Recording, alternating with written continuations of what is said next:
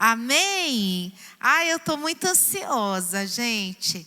Muito ansiosa. Agora a gente está acabando com um período, né? Saindo de um período importante, que é do Gênesis 1 ao 11, e entrando nesse período patriarcal. O que nós vimos, né? Antes da nossa viagem para Israel, a gente teve que dar essa parada, viajamos, voltamos revigorados e assim, cheio de vontade de mergulhar cada vez mais na palavra de Deus.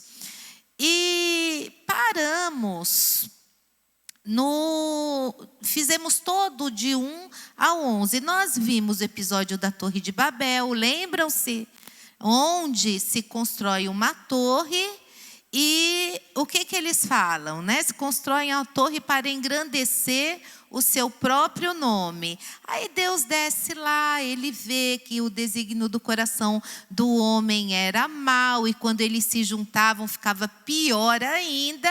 E aí então Deus diz: vamos espalhar esse povo, e daí eles foram espalhados, e aí essa disseminação de se espalhar por toda a terra. Então aqui se dá, forma a Tábua das Nações. O que é a Tábua das Nações? Essa genealogia que nós vimos, os filhos de Noé, aonde se formam as 70 nações que vão povoar a terra. Uma coisa aqui que eu não posso deixar de mencionar, acho que até mencionei na última aula, mas para quem não estava, a gente não consegue deixar de fazer esse link do capítulo 11, quando o texto diz: vinde, façamos um nome grande. E aí Deus confunde as línguas. Eu não consigo parar de pensar em Atos 2. Lembra o que aconteceu lá no Atos 2? Fala assim: cumprindo-se o dia de Pentecostes, estavam todos reunidos no mesmo lugar, e de repente veio do céu um som, como um vento veemente e impetuoso, e encheu toda a terra em que estavam assentados, e foram vistas por eles línguas repartidas como que de fogo, as quais pousaram sobre cada um deles. E todos foram cheios do Espírito Santo e começaram a falar noutras línguas, conforme o Espírito lhes concedia que falassem. Então, gente, aquilo que em Babel era motivo de divisão, em Atos, em Cristo, agora passa a ser um elemento de coesão, um elemento de unidade. Aquilo que Deus havia dividido lá atrás em Babel, agora é algo que vai trazer adoração, né? Então a gente vai ver gente de toda raça, de toda tribo, de toda língua ali reunido. E o que aconteceu em Gênesis lá atrás, que foi essa confusão de línguas, hoje na igreja é uma grande bênção. Mas o fato é que nós vemos que a Bíblia, ela é uma narrativa coesa, ela é uma narrativa sequencial, que ela constrói pontes entre o Antigo Testamento, né, e o Novo Testamento. E a missão, e essa missão de Deus, ela é preservada ao longo da história. E aqui a gente vai ver, eu já falei para vocês da importância das genealogias. E aqui a gente vai ver que, como de fato as genealogias são extremamente importantes para fazer até mesmo esse link. Porque olha lá no capítulo 5, nós vimos a genealogia de Adão, não é? E daí Moisés, ele dá uma parada, né? Ele chega lá em Sem, dá uma parada para contar toda essa parte, né, do dilúvio, até chegar na Torre de Babel. E aqui, no Gênesis 11, 10, nada mais é do que a continuação da genealogia de Adão, que nós vimos lá no Gênesis 5. Então, ele vai falar aqui dos descendentes de Sem, né? Ele vai dizer, são essas as gerações de Sem. Ora, ele era da idade de 100 anos quando gerou Arfaxade, 2 anos depois do dilúvio. E depois que gerou Arfaxade, viveu 500 anos e gerou filhos e filhas. Viveu Arfaxade 35 anos e gerou Salá. E depois que gerou a Salá, viveu Arfaxade 403 anos e gerou filhos e filhas. Viveu Salá 30 anos e gerou Éber. E depois que gerou a Éber, viveu Salá 403 anos e gerou filhos e filhas. Viveu Éber 34 anos e gerou a Peleg. E depois que gerou a Peleg, viveu Éber 430 anos e gerou filhos e filhas. Viveu Peleg 30 anos e gerou a Reu. E depois que gerou a Reu, viveu Peleg 209 anos e gerou filhos e filhas. Viveu Reu 32 anos e gerou a Serug. E depois que gerou a Serug, viveu Reu 207 anos e gerou filhos e filhas. Viveu Serug 30 anos e gerou a Naor. E depois que gerou a Naor, viveu Serug 200 anos e gerou filhos e filhas. Viveu Naor 29 anos e gerou a Terá. E depois que gerou a Terá, viveu Naor 119 anos e gerou filhos e filhas. Viveu Terá 70 anos e gerou a Abraão, a Naor e a Arã. Esse é outro Naor. São estas as gerações de Terá. Terá gerou a Abraão, a Naor e a Arã. E Arã gerou a Ló. Então, acabou aqui a era diluviana e começa a era dos patriarcas. Agora nós já vamos ter datas aproximadas e uma historicidade comprovada. Nós temos assim fontes extras bíblicas para comprovar tudo isso, e o que nós não tínhamos do 10 para trás, o que nós não tínhamos agora, nós já vamos ter.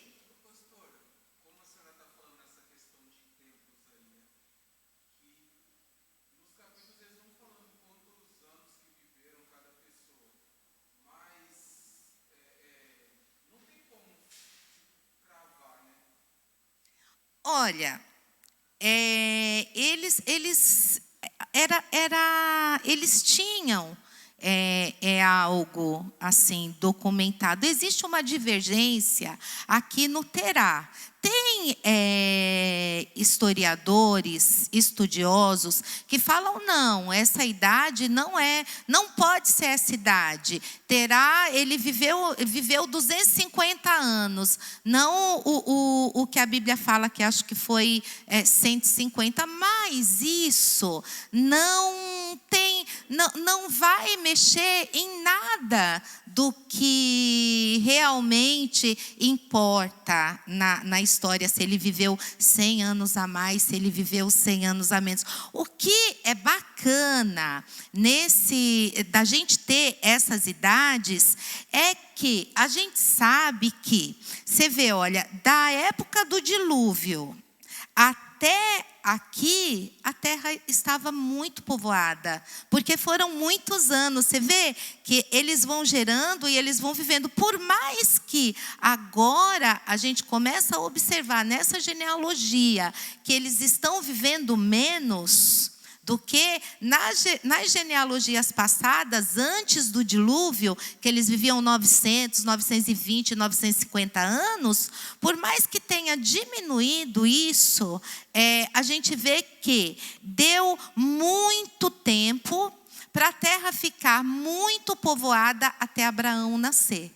Quando Abraão nasceu, Ur era uma terra extremamente povoada. Era uma terra, ali era todo um um vale fértil na Mesopotâmia. Então, assim, era uma cidade que já tinha muitos pontos, muito povoamento. Inclusive, alguns estudiosos dizem que Jó, ele era um homem muito rico na cidade de Ur, e acreditam que ele era contemporâneo de Abraão. Então, você vê pelas genealogias que deu esse tempo desse povoamento, né? Porque a gente pensa o seguinte: houve a confusão de línguas e esse povo fez, né? Eles formaram 70 nações. Então, o povo que tinha ali se dividiu na terra. Mas dessa divisão até Abraão foi bastante tempo. Foi um tempo bom para ter bastante gente ali, né? Já. E você deve ter notado, né, eu já falei da diminuição, né, do pessoal que vai continuar até os dias de hoje, né, gente? O que a gente cai lá no que Moisés fala no Salmo 90, que o tempo de vida do homem seria 70, 80 anos. O que passar disso, algumas versões 70, outras 80, o que passar disso é enfado e canseira. E a gente vê como o pecado limitou a existência humana. Porque hoje a gente vê toda essa tecnologia, toda essa ciência, fazendo com que o homem viva mais, porque o homem quer viver mais. Mas a gente vê que o sonho dessa vida, né, longínqua, ele acabou mesmo se limitando, e acontece o que a Bíblia estabeleceu para nós. E Sem, ele é o pai dos semitas, tá? Que também é o nome dos hebreus. E Éber, esse cara que a gente leu aqui na genealogia, é de onde o nome Hebreus também saiu, e é outra designação para os filhos de Abraão. Outro fato dessa genealogia é que ela cobre esse período muito grande, né? Que é o que eu falei para vocês, permitindo que os descendentes de Noé se multiplicassem. Porque lembra, quem que sobrou na terra depois do dilúvio? Os descendentes de Noé, Sem, Cã e Jafé, que formaram essas 70 nações depois da Torre de Babel. Esse pessoal, esses semitas, eles ficaram mais, depois dessa disseminação pelo mundo, esses semitas, descendentes aqui, que vão da descendência de Abraão, eles vão ocupar esse espaço aqui da Mesopotâmia. E aí a gente vai ver que uma parte deles, né, porque eles também foram para outros lados, mas uma parte deles ficou ali, e aí eles vão se multiplicar. Mas outro fator dessa genealogia, que diferencia da genealogia lá do capítulo 5, né, da onde o Moisés quer chegar na descendência de Adão, a gente vê que é uma genealogia que é mais enxuta, né? No capítulo 5, ele fala assim, sobre o que as pessoas faziam. Se depois vocês vão lá na genealogia do 5 e dão uma outra lida nela, ele fala assim: fulano de tal, ele era assim, ele fez isso, ele construiu essa cidade, ele edificou tal coisa. E aí ele faz vários comentários sobre as pessoas, né, ligadas à genealogia. Essa genealogia aqui não. Essa genealogia, ela é muito enxuta, ela não tem nenhum comentário a não ser sobre Sem, que diz que ele gerou um filho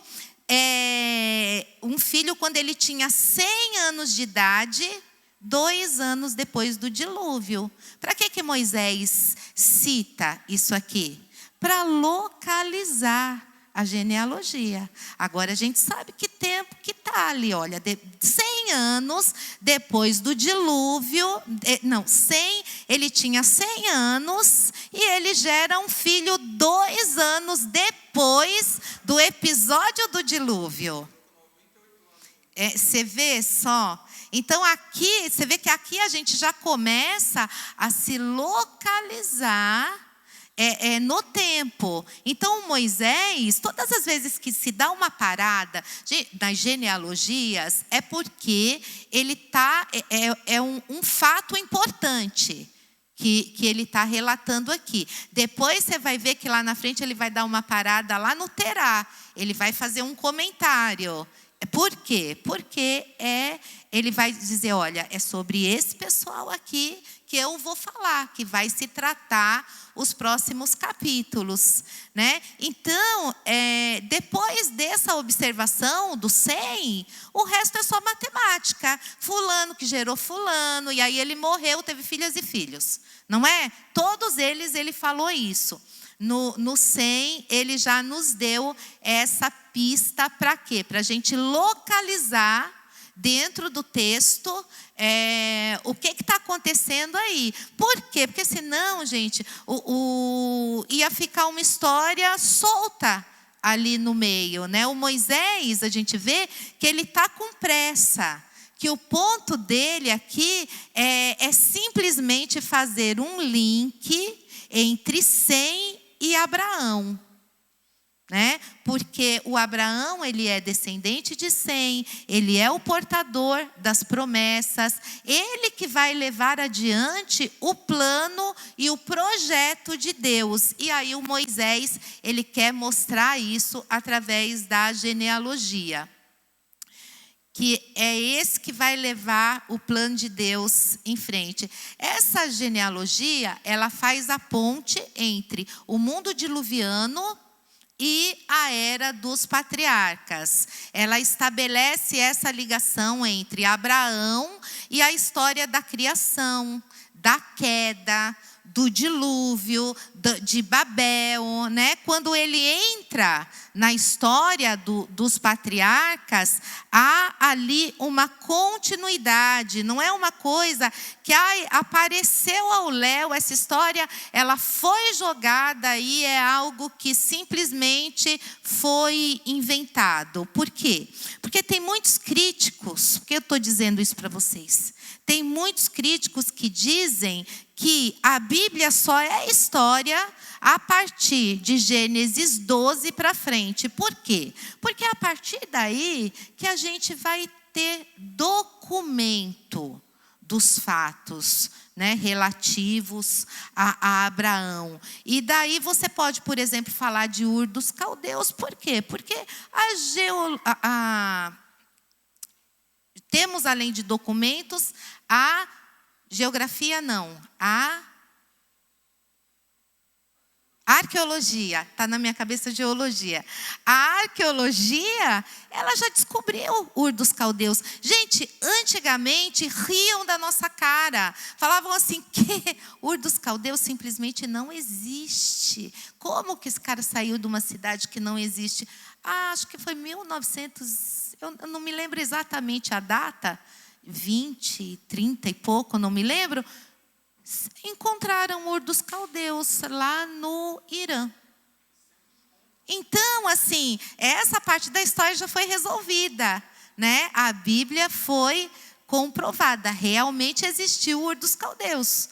Na caravana que a gente fez, não sei se a senhora lembra da alegria do Ariel ao falar do túmulo de Ezequiel. Sim. Ele falou, está provado agora que existiu o aqueduto de Ezequias, que foi aqui, não sei o quê. Então, tipo assim, há uma alegria no povo judeu quando eles descobrem algo histórico, como o túmulo de Ezequias lá, o aqueduto, porque está debaixo de Jerusalém, está ali pertinho, estava na cara deles. E, tipo assim, aí eles descobriram e falaram, ó, a Bíblia não está mentindo, a Torá não está mentindo. Existiu sim, então só evidencia a fé, né? Reforça. Ai, Olha, a arqueologia, ela é uma grande bênção.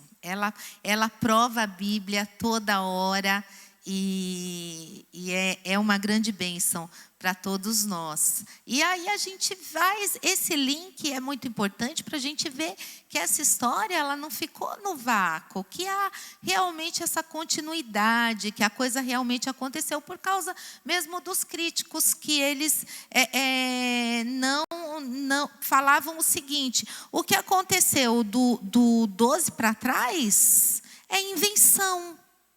É conto, porque, gente, a gente precisa entender o seguinte, que depois a gente vai encontrar documentos na história contando coisas que estão aqui na Bíblia, mas de uma outra maneira, com os deuses deles, né? Então, imagina, do jeito que os outros povos contavam essa história, a Bíblia conta, Moisés também contou do jeito dele. Mas a Bíblia, ela foi escrita antes, né? Então, não é mitologia. A Bíblia é uma história de um povo que está sendo contada, né? E as pessoas acabam dizendo isso. E é por isso que o Moisés ele está fazendo aqui essas genealogias. Ele está mostrando que a história de Abraão ela está ligada, sim, ligada a tudo que veio antes e que existe uma continuidade. Porque, gente, se não for assim, aí a gente tem um grande problema. Porque para nós isso é muito importante. É muito importante, porque o Evangelho, ele começa em Gênesis 3,15. Por isso que é importante a gente ter como provar isso. Porque lá em Gênesis 3,15, o Evangelho começa quando Deus fala que o descendente da mulher viria esmagar a cabeça da serpente, né? Quem? Jesus Cristo, o nosso Salvador. Então, se nós não pudermos fazer essa ligação de Abraão com tudo que veio antes, então essa história é perdida. Essa história é conversa. Não faz sentido. Então, por isso que as genealogias, elas são tesouros dentro da Bíblia. Se vocês não têm o hábito de ouvir ministrações em cima de genealogias, comecem a pesquisar e a ouvir. A gente aprende muito, né? Então a gente tem isso aqui, esse link com essa finalidade entre a história de Abraão e toda a história que nós vimos nos capítulos anteriores. E aí eu chego aqui no capítulo 12, no 1 e 2. Aí quando eu chego aqui na narrativa, o que Deus diz para Abraão, gente? Eu vou fazer de você um grande nome. Eu vou usar você, Abraão. Eu vou usar você para glorificar o meu nome. Como é que eu vou fazer isso? Ser tu uma bênção. Como é que Deus glorifica o seu nome? Né? Abençoando Abraão para que ele abençoe os outros, para que Abraão ele abençoe outras pessoas. Abraão, por onde você andar, você vai trazer bênção para os povos, para as pessoas. Então, gente, lá na Torre de Babel, o que o homem queria? Vamos fazer do nosso nome grande. E aí Deus vai e dispersa eles. Aí, depois de um tempo, Deus chega para Abraão. E o que Deus fala para Abraão, gente? Eu vou fazer teu nome grande. Olha só, né? Deus, ele escolheu Abraão para isso. O que foi motivo de divisão lá em Babel, em Abraão, não é divisão. Deus chama Abraão para formar um povo e para abençoar toda a humanidade através dele. E aqui o Terá, pai de Abraão, ele sai de Ur dos Caldeus, ele vai lá com a sua família em direção a Canaã. Eles param no meio do caminho, se estabeleceram em Harã. No versículo 11, 27, a gente leu. Essas são as gerações de Terá. Terá gerou Abraão, a Naor e a Harã. E Harã gerou a Ló. Por que ele fala isso? Porque Ló também vai ser um personagem importante da história lá na frente. Morreu Harã na terra do seu nascimento em Ur dos Caldeus, estando Terá, seu pai, ainda vivo. Né? Essa região fértil que eu falei para vocês, sobre ela. Tomou Terá Abraão, seu filho, e a Ló, filho de Harã, filho de seu filho, e Sarai, sua nora, mulher de seu filho Abraão, e saiu com eles de Ur dos Caldeus para ir à terra de Canaã, e vieram até Harã, onde ficaram. Gente, o Naor e o resto da família ficaram em Ur. Ficaram lá em Ur dos Caldeus, né? E deles depois a gente vai falar sobre eles lá na frente, quando a gente vê mais a história de Abraão, porque de lá sai a Rebeca, dessa família que ficou em Ur dos Caldeus, sai Rebeca, sai Raquel, sai Lia. É onde quando Jacó foge do irmão, vai para lá ficar com seu tio Labão. Então, essa parte da família lá na frente vai entrar no meio da história também. Harã, gente, Harã fica onde hoje é a Síria. Tá? Só para vocês se localizarem lá no mapa. E lá o Terá morreu. Eles saíram para ir para Canaã. Mas, por algum motivo, no meio do caminho, se estabeleceram ali. E ali eles ficaram. E ali o Terá, ele morre. Né? E Harã foi o nome do filho dele que morreu, lembra? O filho que morreu novo. Então, provavelmente, ele colocou o nome dessa cidade em homenagem ao filho. E no capítulo 12, tem o texto famoso, né?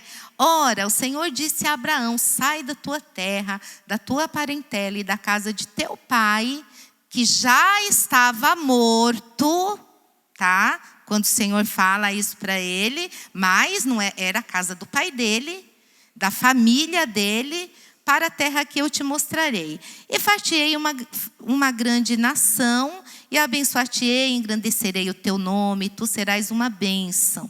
E abençoarei os que te abençoarem, amaldiçoarei os que te amaldiçoarem, e em ti serão benditas todas as famílias da terra. Assim partiu Abrão, como o Senhor lhe tinha dito, e foi Ló com ele. E era Abrão da idade de 75 anos, quando saiu de Harã.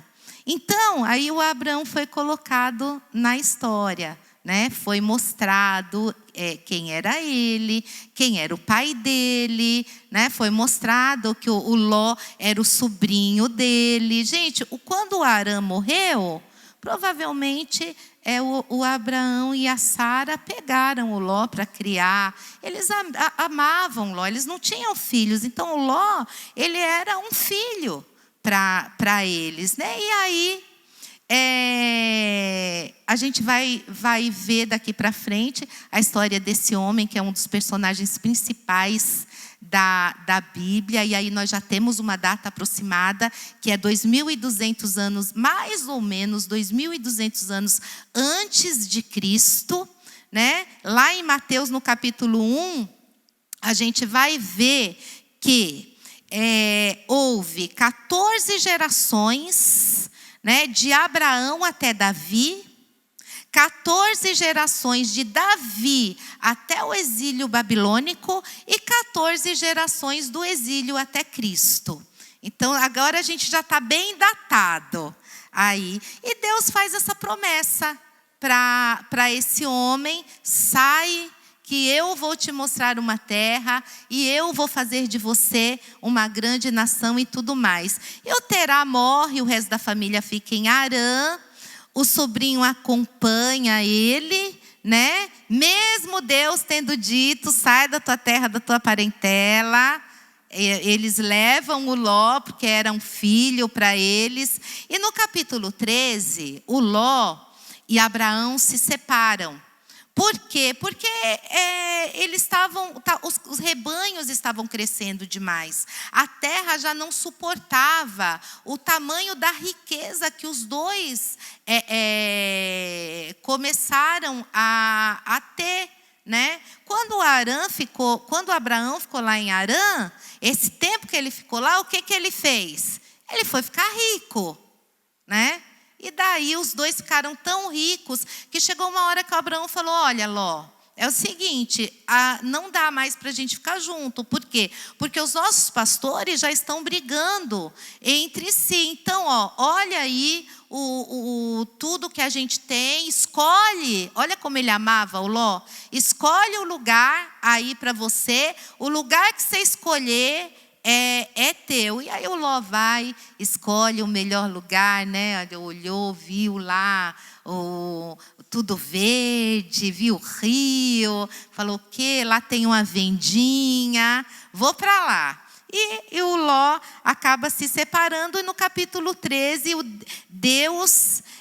Ló se aparta, né? Abraão se apartou de Ló. Depois que Abraão se apartou de Ló, olha lá no capítulo 13, 14. E disse o Senhor a Abraão, depois que Ló se apartou dele: levanta agora os teus olhos e olha desde o lugar onde estás, que não era o melhor lugar, porque Ló escolheu o melhor, tá? O lugar onde estás, para o lado do norte, do sul, do oriente e do ocidente. Porque toda essa terra que vês, hei de te dar a ti e a tua descendência para sempre. E isso acaba colocando um ponto final em muitas questões políticas, né, do Oriente. Para sempre. E farei a tua descendência como o pó da terra, de maneira que, se alguém puder contar o pó da terra, também a tua descendência será contada. Levanta-te, percorre essa terra. Tá vendo, gente? Ele caminhou, tá? Mas ele estava percorrendo a terra no seu comprimento, na sua largura, tá? E Abraão mudou as suas tendas e foi e habitou nos carvalhais de Mamre, que estão junto a Hebrom, e edificou ali um altar ao Senhor. Esses carvalhais de Mamre, você vai ver que eles aparecem na Bíblia algumas vezes, tá? Em Gênesis, eles vão aparecer. E por que eles aparecem? Porque ele é um ponto central ali.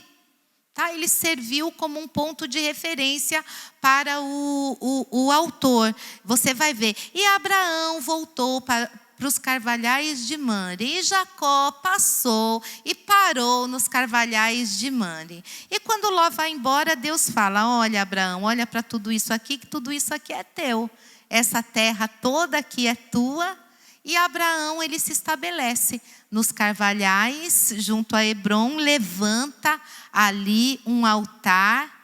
E, gente, você vai ver que ele vai andando, mas ele não se sente dono da terra. Ele vai andando. Por quê? Porque existem muitos povos ali, na verdade. E o Abraão, ele é um estrangeiro. Ele é um estrangeiro que está ali no meio de muitos povos. E no meio dessa história. Inclusive, a palavra hebreu, ela significa também estrangeiro. Por isso que eles foram chamados hebreus. Por quê? Porque eles vieram da terra de Ur, eles falavam uma outra língua, né? Eles precisaram aprender a língua. Então, o povo de Israel, ele foi chamado de hebreu. Quando José chegou lá no Egito, lá na casa de Potifar, é chamado de hebreu. Por quê? Porque ele é estrangeiro. E aí, no capítulo 14, do 1 ao 17, tem a guerra entre os reis, e Abraão, ele junta 300 lá, lembra? Junta 300 e vai lá socorrer o Ló, que já morava em Sodoma. Sodoma era uma das cidades que foram atacadas, e o Abraão se junta com esses 300 homens, com esses 300 e vão lutar contra esses 5 reis e Ló, ele é salvo por Abraão, e aí eles vão celebrar, e aí no capítulo 18, que é o último que nós vamos falar, que o nosso tempo já está acabando, a gente vê esse personagem enigmático, que é o Melquisedeque, que é o rei de Salém, abençoando a Abraão. Nessa época, ele era o soberano, né, de Salém e era também sacerdote. Então, o Melquisedeque, ele é essa figura que aparece como um tipo de Cristo. Por quê? Ele era, gente, sacerdote do Deus Altíssimo. Não tinha dias, a Bíblia fala que ele era sacerdote do Deus Altíssimo, ele não tinha começo de dias e nem fim de dias. Por que que a Bíblia fala isso? Né? Porque simplesmente ela não fala quando ele nasceu e para onde ele foi depois que morreu. E o autor, por isso o autor lá em Hebreus, ele vai falar que Jesus, ele é sacerdote segundo a ordem de Melquisedeque, né? Porque ele não tinha começo de dias e nem fim de dias. Então, por isso o Melquisedeque, ele é um tipo de Cristo no Antigo Testamento. E aonde que é Salém? Salém é o primeiro nome de Jerusalém. Então, depois que os jebuseus vão conquistar a cidade, fica o nome de Jebus. Aí até que com Davi fica Jerusalém, né? Então Salém, aqui nesse tempo ainda era Salém. E é engraçado que todos os reis nessa época, eles tinham esse final Zedeque. Melquisedeque significa meu rei é justo, ou rei justo. Zedeque é a palavra justo em hebraico. E aí depois nós vamos até ver Josué lá na frente derrotando um rei também chamado Adonizedeque. E ele também tem, né, esse final Zedeque no nome, porque era costume do pessoal de Salém. Mas você vê que Deus, ele está aqui contando a história da linhagem de Sem, Cã e Jafé e Abraão. E aí aparece um cara que não tem em lugar nenhum da história. Que lugar que a gente viu esse Melquisedeque até agora? Aparece um cara que ele não está em lugar nenhum, em nenhuma genealogia. E só que ele é sacerdote do Deus Altíssimo. E aí? Ele é sacerdote de Yahvé, ele serve a Yahvé. E ele não é um fantasma, né? Então, você fala, mas como que ele não é um fantasma se ele não está em nenhuma genealogia? Gente, não se esqueçam que as genealogias, elas têm apenas o primogênito. Só o primogênito vai estar ali na genealogia. Os outros filhos não vão estar. Então, o Melquisedeque, ele era filho de alguém. Ele não era um fantasma. O cara, ele pode ter 30 filhos, mas só um vai estar na genealogia. Os outros não vão estar. A questão aqui é que a gente vê o quê? Que ele aparece do nada, fala que não tem nenhuma genealogia, que quer dizer que ele não era o primogênito. E ele é o quê, gente? Ele é sacerdote do Deus Altíssimo. Ele conhece Yahvé, ele serve a Yahvé.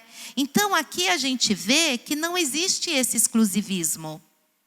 Tá? Deus só gosta de Abraão e da turminha dele. Não, Deus, ele teve história com outros povos, além de Abraão. Ele escolheu Abraão para fazer parte dessa grande missão de Deus. Mas Deus, vocês esqueceram que todos os outros também eram descendentes de Sem, Cã Javé, todos eles sabiam de Deus, todos eles tiveram ensinamento de Noé, todos eles ouviram histórias do dilúvio. Claro que eles se perderam. Você vai ver que Abraão ele está andando ali no meio de populações idólatras. O próprio Abraão era um idólatra. Gente, quando Deus chama Abraão, não se iludam. Abraão não era aquele... Nossa, Deus olhou do céu e viu Abraão um santo. Não. A família de Abraão era uma família idólatra. Lembra lá na frente que depois Raquel pega lá os ídolos do pai. E a gente vai vendo no decorrer da história. Isso quer dizer que Abraão ele foi chamado pela graça de Deus. Foi graça. Não foi porque o Abraão era o santo do momento, não. O Abraão, ele era um homem que nasceu dentro da idolatria. Mas um dia Deus olhou do céu e pela sua graça, ele chama Abraão para fazer parte de um plano maior. Da mesma forma que Deus olhou para mim, para você e falou, não, eu vou te chamar para fazer parte da minha missão, né? E nós somos privilegiados por conta de tudo isso. Então a gente vai parar por aqui. E você vê que, olha, um negócio bacana aqui, que a gente vê que não existe esse exclusivismo, é que Gênesis ele vai contar essa história toda e ele vai dizer que Abraão ele reconhece que Melquisedeque é maior que ele, né? Porque ele vai lá e vai entregar o dízimo a Melquisedeque, que o Melquisedeque ele reconhece que o Melquisedeque era um sacerdote. Amém?